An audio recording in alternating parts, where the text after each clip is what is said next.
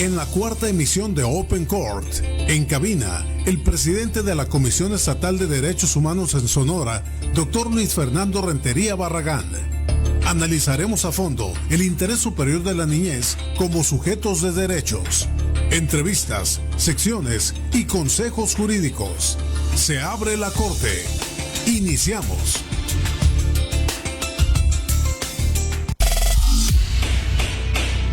Todos de pie. Es hora de Open Court con el doctor Rodrigo Salas. Orden en la corte y comenzamos. Hola, buenas tardes, ¿cómo están? Radio Escuchas, un martes más, tercera sesión del programa, donde estaremos hablando el día de hoy de algo muy interesante y tengo el honor de tener como visita al presidente de la Comisión Estatal de Derechos Humanos, precisamente al doctor Luis Fernando Rentería Barragán, el que nos estará acompañando con esta entrevista, diríamos los que ya nos podemos sentir un poquito importante, exclusiva aquí con el presidente, que se nos dio un espacio para atendernos personalmente con el tema precisamente sobre las funciones de la Comisión Estatal de Derechos Humanos, y estaríamos cerrando la entrevista más adelante con las cuestiones de las niñas, niños y adolescentes, dado que este mes es el día que se celebra pues a los pequeños y a los adolescentes, y precisamente hablar de esa protección. Pero no sin antes dar la bienvenida precisamente a mi coordinador Marco Morales, a nuestro director artístico, y en este caso ahorita nos va a decir que vamos a tener en la música a Jorge Moga, y al productor también a Mical Barraza, que hacen posible esta transmisión, y obviamente a nuestra Universidad Durango Santander, Campus Hermosillo, que nos facilita precisamente este programa y obviamente la radio.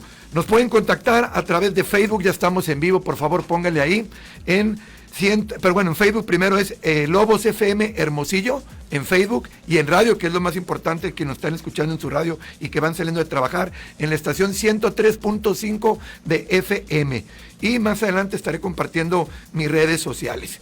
Por favor, antes de entrar con el tema y la entrevista, mi estimado Jorge Moga, ¿qué tendremos para el día de hoy?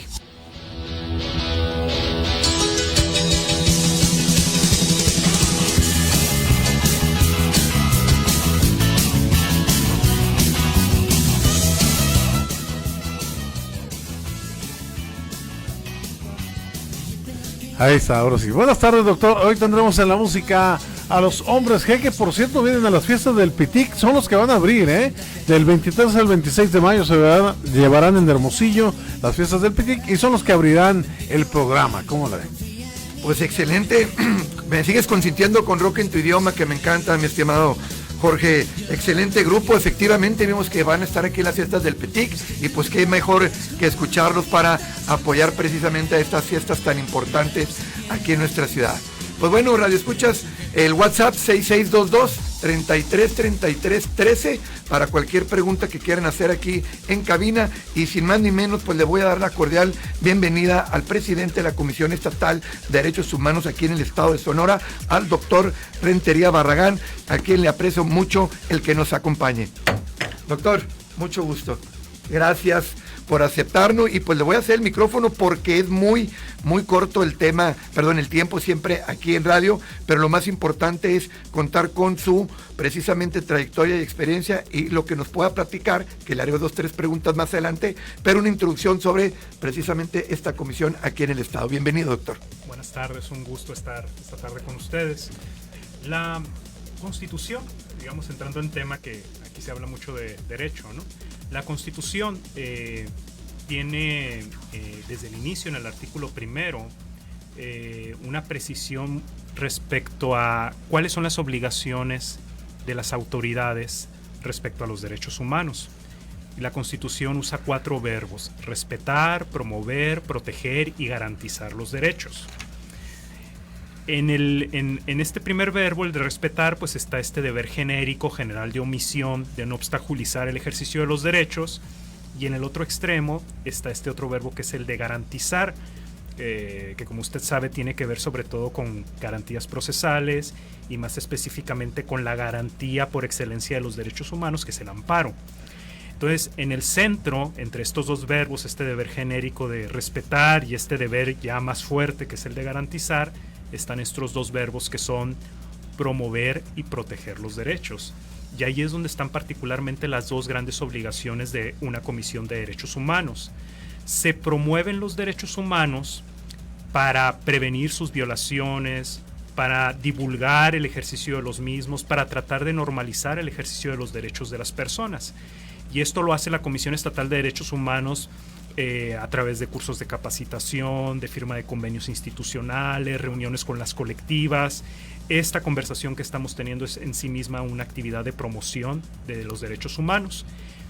Y la protección de los derechos tiene que ver con los casos que tiene que atender la comisión cuando ya hay una vulneración de derechos concreta, cuando hay una persona que está sufriendo una vulneración, y estos casos los atendemos a través de facultades como las quejas de oficio, las medidas cautelares, la más famosa de todas que son las recomendaciones, el recurso de exhibición de personas desaparecidas, etcétera. Excelente, presidente. Una pregunta hablando de esta tan amplia explicación de proteger y garantizar. Comisión Estatal de Derechos Humanos, por ejemplo, y nosotros como abogados sabemos, y los gobernados, los derechos fundamentales que están a la orden del día. Ahorita nos hará a lo mejor platicar cómo es un proceso de queja o cómo se puede ir a pedir esa vulneración de derecho. Los más amplios tenemos derecho a la salud, derecho a la educación, derecho hoy en día, pues el que vimos en Sonora, al agua, todos los tipos de derechos. ¿Cuáles serían, enumerar uno o dos de los derechos más importantes? Todos son importantes, pero por poner los más cotidianos que la comisión protege o se le vulnera al gobernado, y van con ustedes a querer decir, es que este derecho, el de la educación, el de la personalidad, un derecho de audiencia, ahorita manifestó las cuestiones de personas desaparecidas, todo los migrantes también, que somos aquí en frontera. ¿Cuál es un derecho muy cotidiano que acuden mucho con ustedes, doctor? La comisión tiene dos grandes agendas en esta administración. Una que tiene que ver con los grupos de atención prioritaria, es decir, las personas que más acuden, que plantean más casos a la comisión, que son 5, y nuestra agenda de graves violaciones. Estos 5 grupos de atención prioritaria son niñas y adolescentes, mujeres víctimas de violencia, personas de la población LGBT, personas con discapacidad y personas adultas mayores, y las personas privadas de la libertad. Y la agenda de graves violaciones, pues son estas que las altas cortes internacionales han clasificado como graves violaciones de derechos humanos, que son desaparición de personas, ejecuciones extrajudiciales y tortura y otros tratos crueles, inhumanos o degradantes. En este universo de grupos de atención prioritaria y de nuestra agenda prioritaria en graves violaciones, una forma, digamos, de tener un panorama de los casos que resuelve la comisión, creo que el acento, al menos en 2023, que fue un año muy activo en medidas cautelares, tuvo que ver sobre todo con derecho de acceso a la salud. Hay un número importante de casos que resuelve la comisión, de casos de acceso a la salud de los grupos de atención prioritaria, acceso a la salud de personas privadas de la libertad, acceso a la salud de niñas, niños y adolescentes, acceso a la salud en general. Lo acaba de decir muy bien, y esto que todavía no se ha acabado la cuestión de la pandemia, que yo creo que llegó para quedarse, pero fue uno de los más recurrentes. Nosotros como abogados litigantes, precisamente ese acceso a la salud de alguna manera fue muy recurrido por parte de la ciudadanía. Ahorita que menciona, presidente, ¿cuál es el alcance que tiene la Comisión de Derechos Humanos en cuanto a una resolución? Si es una queja o una recomendación o un dictamen, ¿tiene un poder de obligación coercitivo o nomás es un procedimiento administrativo que la propia recomendación, que para la gente que nos ve, digamos, esa sentencia que emiten, que puede ser dictamen, recomendación, qué fuerza tiene para el gobernado para poder ir y decirle a la comunidad, al gobierno, poderle decir, ¿sabes qué? Es que ya dijo esto la Comisión Estatal de Derechos Humanos. ¿Cómo se puede llevar a cabo eso, doctor? Las funciones de la Comisión de Derechos Humanos en nuestro ordenamiento jurídico conviven con otro sistema de protección muy importante, del cual nuestro país además es el origen de este sistema de protección, que es el amparo. El amparo es el instrumento más fuerte, idóneo que hay para la protección de los derechos. Y paralelamente coexiste este sistema no jurisdiccional, ¿no? que yo siempre he dicho, ¿no? Los mismos criterios bajo los que resolvería un tribunal federal de amparo deben ser precisamente los mismos criterios respecto a los que debe resolver una comisión de derechos humanos. Entonces, en este sentido, el acento no es tanto en el tema de coerción, ¿no? Que es un tema pues histórico del derecho, ¿no? El tema es en los argumentos y los planteamientos que se hacen en estas resoluciones, ¿no?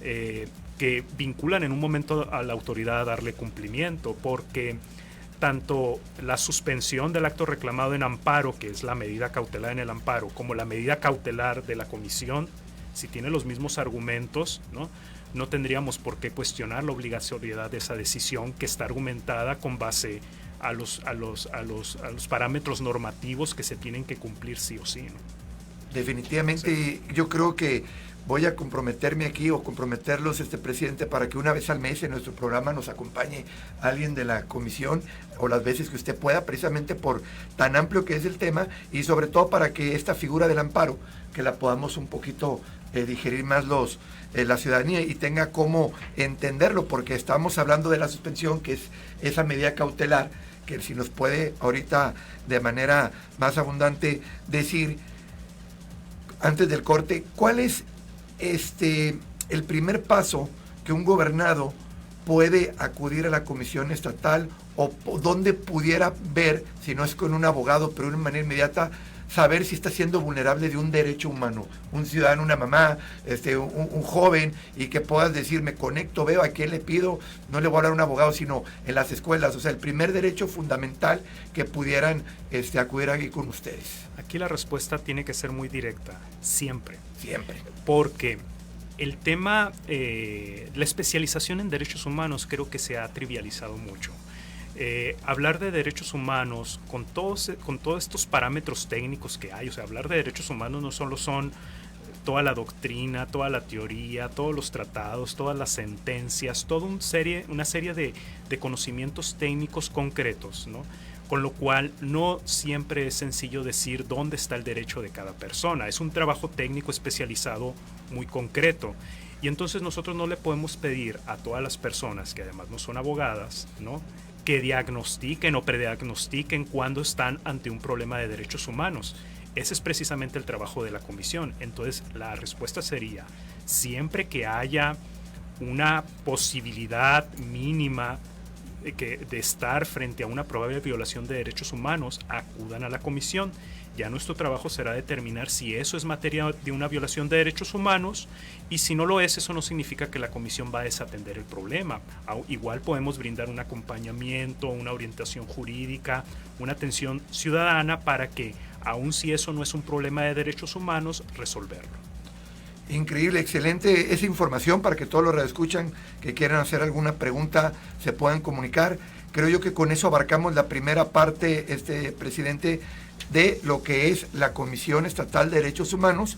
Creo que estamos, nos quedan 2 minutitos antes de ir a la pausa musical. En relación al derecho fundamental, y digo derecho porque obviamente es un conjunto de derechos fundamentales que establece, como bien lo comenta, presidente, la Constitución. Un papá, una mamá o un hijo dentro del derecho de familia, porque una de mis especialidades como abogado es el derecho familiar. Este concepto de violencia familiar, doctor, entra el poder ir a pedir un apoyo a la Comisión Estatal de Derechos Humanos como esto que es un conjunto, o se tiene que delimitar, como bien dice, allá lo reciben y van a decir esto puede proceder, o este acompañamiento, ahí mismo quienes lo reciben son profesionistas del derecho o también cuentan, porque me ha tocado que es que no pueden, y si hay psicólogos o hay otro tipo de acompañamiento que refuerzan precisamente la guía de un ciudadano a la hora de acudir con ustedes. Claro, siempre se tienen que atender esos casos, y además porque en el mundo del derecho pues hay diferentes formas de atender un mismo problema. Un mismo hecho en concreto puede tener una vía civil, una vía penal. En este caso el tema de derechos es una vía constitucional de atender el problema. Y por ejemplo, si estamos en el contexto de una controversia de tipo familiar que tendría que estar resolviendo un juzgado familiar, o una controversia de tipo penal que tendría que estar en principio atendiendo la Fiscalía. Paralelamente puede haber un problema constitucional de derechos que tiene que ser atendido integralmente. No, excelente. Precisamente ese es para que todos los que lo están escuchando sepan que la Comisión Estatal pues es un acompañamiento en las diferentes áreas de la práctica del derecho. Mi estimado Jorge, si nos puedes mandar al tema de hoy, estamos en tiempo y regresamos.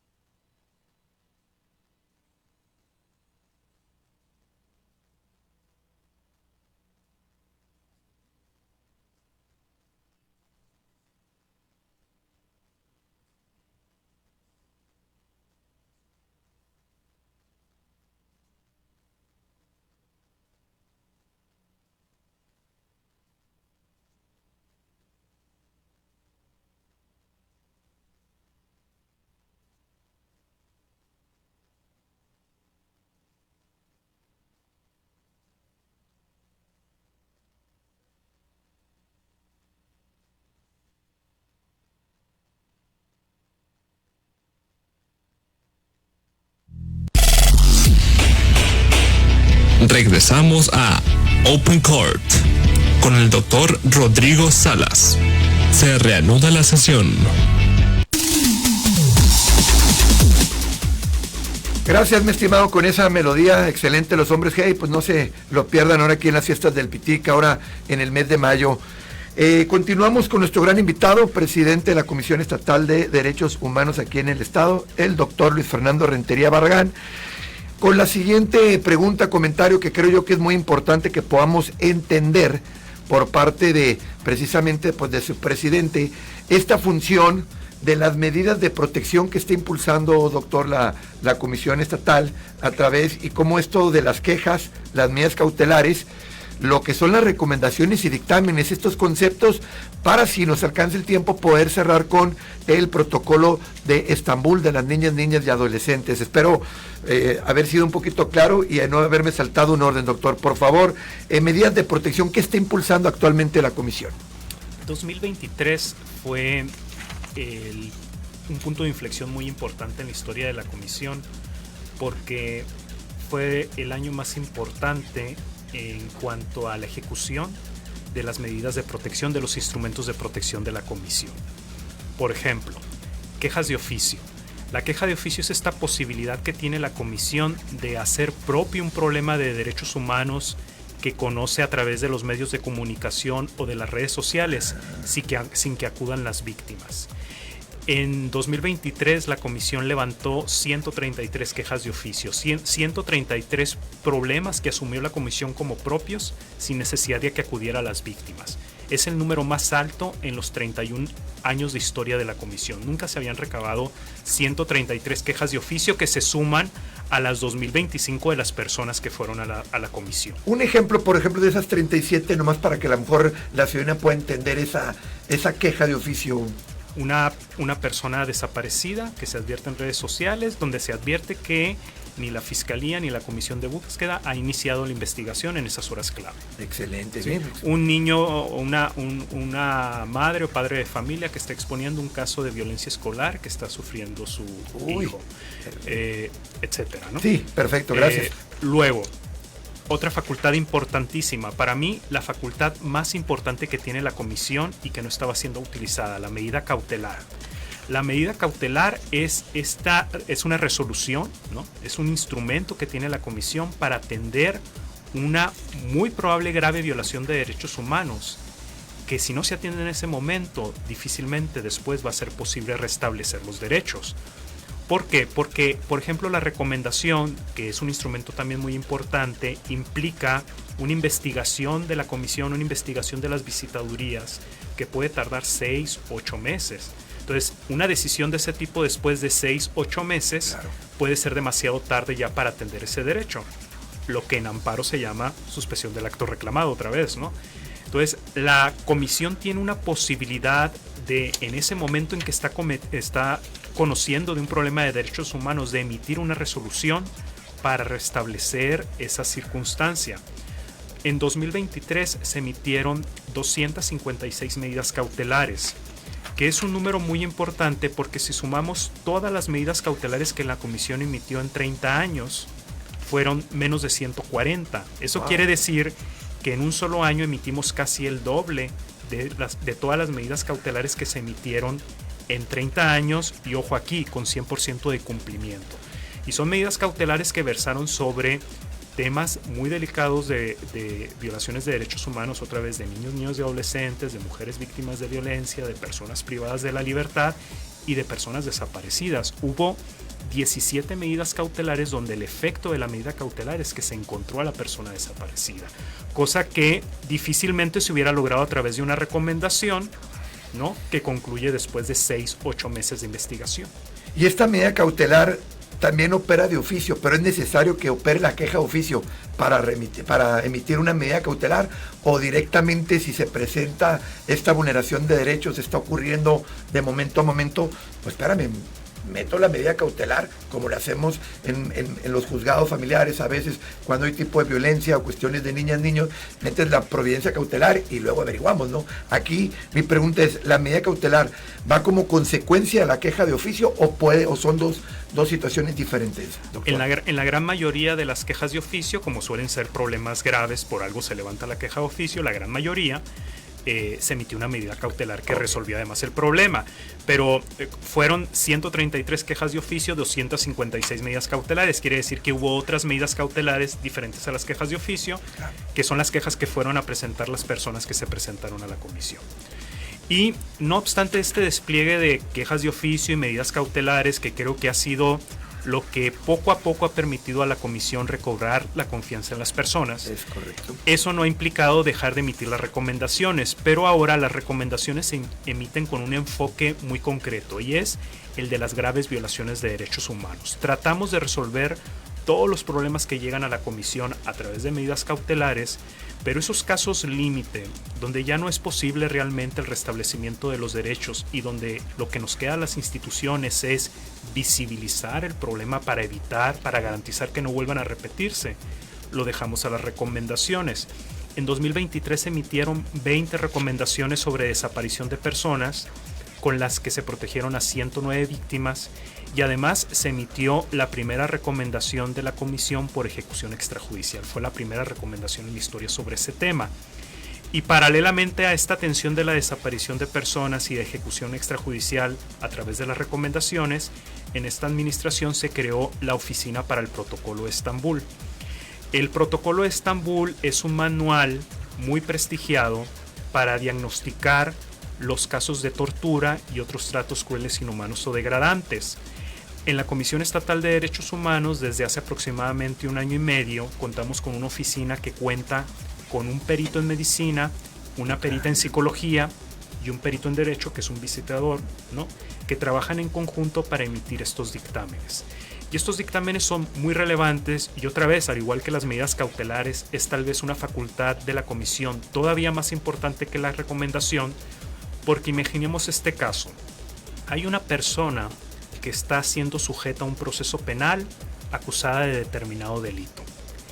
Y lo único que obra en contra de esa persona es una confesión, su propia confesión. Claro.